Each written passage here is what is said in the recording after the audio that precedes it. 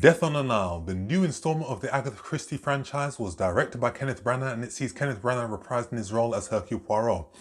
Death on the Nile features a host of outstanding British talent, including Sophie Okenedo, Leticia Wright, French and Saunders, and we see Gal Gadot and Arnie Hammer in the roles of Lynette Doyle and Simon Doyle.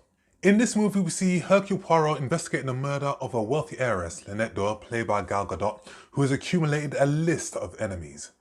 And it's up to the world's greatest detective to investigate who did it and why. Before we go any further, guys, hit that subscribe button so you can follow this channel. Hit the alarm bell as well so you get notifications when my videos gonna be uploaded, and please give this video a like as well to help the channel grow. I had a big problem with Death on the Nile, and it was the same problem I had with Murder on the Orient Express, which was released in 2017. I'd seen the 1978 version of Death on the Nile starring Peter Ustinov, and I'd also seen the updated version starring David Suchet, so I know who did it. My problem was, when you're going to do a remake, what are you going to do differently? And what are you going to bring to the audience that's going to make me think, okay, I like the way that they did that. My problem with Murder on the Orient Express was, it had an all-star cast, but it just didn't bring anything new. But I feel that those involved learnt from the mistakes of Murder on the Orient Express, and they brought us Death on the Nile. And I can sincerely say that Death on the Nile was a pleasant surprise for me. They did so many things differently that, for me as a viewer, I found it to be good and entertaining and interesting, but I think for hardcore fans of the novels, they might get a bit frustrated.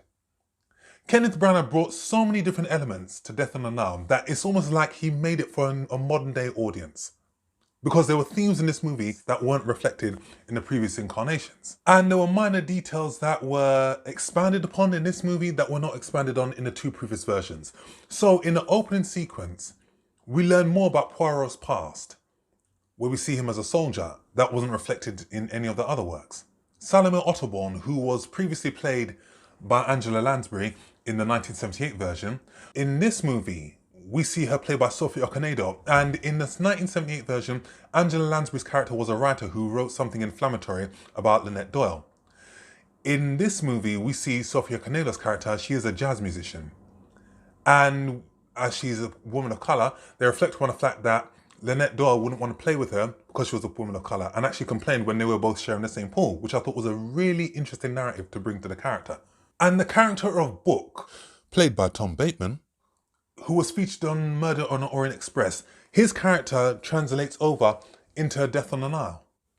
And you could almost say that the character of Book has taken over the role of Colonel Race, played by David Niven, who was Poirot's friend in the original two versions of Death on the Nile. And he assists Poirot with investigating the murder. And another tweak in the narrative was that Book fancies Rosalie Otterbourne, played by Leticia Wright, but in the novel, it was Jim Ferguson who had a thing for Rosalie Otterbourne. Jack Warden, who played Dr. Ludwig Bessner in the 1978 version of Death on the Nile, he played a doctor who gave one of Lynette Doyle's friends a medication that turned her mad. And Lynette threatened to ruin his reputation by slandering his name in the medical papers and journals, etc.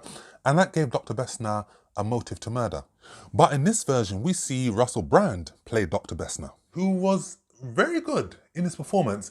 He plays a former love interest of Lynette Doyle. The relationship between Madame Van Skylar and Bowers, which was played by Betty Davis and Maggie Smith in the 1978 version, is now played by French and Saunders in this version, and Kenneth Branagh has drastically changed the narrative and the relationship between those two. There was a character in the 1978 version called Ferguson, played by John Finch, who was a financial analyst, and he detested people with wealth, and he had a rationale to kill Lynette Doyle. That character has been removed from the narrative completely. And what I found really interesting, and like I said in the beginning, I think hardcore fans of Agatha Christie who are familiar with her works may find a bit of a problem with this one. The main characters, who in the two previous versions gets killed off, doesn't get killed off in this version. Somebody else gets killed off. So it was really interesting to see that. And to see those little minor adjustments to the narrative, I think it made for a really good improvement to Death on the Nile. You can't do a beat for beat reproduction of a previous installment. You've got to give us something different, and Kenneth Branagh has. And I can certainly say that this movie flows beautifully. Visually, the movie is stunning. The colour palette, the cinematography, just how they capture Egypt and the pyramids, I thought was beautiful, and it just makes it another character within the film itself. And I also like the fact that the musical pieces that were used in the film fit that time frame perfectly. You've got some brilliant performances here. I think that Kenneth Branagh has settled into the role of Poirot after his first outing. Just like someone like, Sean Connery, Roger Moore, or Pierce Brosnan did when they did their outings as Bond. They have settled into the role. And Kenneth Branagh brings a great charm to the character. Whilst I'll always enjoy the performances of David Suchet and Peter Ustinov, Kenneth Branagh has made himself a worthy successor. And he brings the right amount of intensity and the right amount of humour to the character. You've got Armie Hammer and Gal Gadot as Simon and Lynette Doyle, and I thought they were great. And what I liked most about their characters was just how Kenneth Branagh introduces them. In the first film, we see them, visiting Lynette's estate, and then she gives him a job. But in this movie, they're in a club, and it's almost like something out of Dirty Dancing, where you see some erotic dancing, and I'm like, wow. And Gal Gadot is always reliable for what she is given. Same with Armie Hammer. Outstanding performances from the likes of Sophie Okenedo and Leticia Wright as Madame Otterbourne's daughter, Rosalie. Leticia Wright was brilliant, and it was so good to see her outside of the Black Panther films and outside of the Marvel films, and to prove that she is a very capable actress. A pleasant surprise for me was Russell Brand. Russell Brand is an alarmingly bright young man, but as an actor, he doesn't really get much props. And in this movie, he gives a very subtle performance as Dr. Bessner. And I thought that this was one of his more stronger performances, and I can't wait to see whether he gets more better roles as a dramatic actor, because I think he has the chops to give a dramatic performance. But as a movie, because I'd seen the 2 previous installments before, what are you going to do differently? And you did do something different. And I think that it actually worked. And because there's so many novels from Agatha Christie, in particular around the Hercule Poirot character, I think we may see another installment from Hercule Poirot in the future. But Kenneth Branagh, as an actor and as a director, he brings out the best in people, and he's certainly brought out great performances of his cast. Death on the Nile is one of my favourite Agatha Christie movies, and I liked this adaptation that Kenneth Branagh brought to the cinema screen. So I'll give this film a very strong 8 out of 10. So guys, that's my review.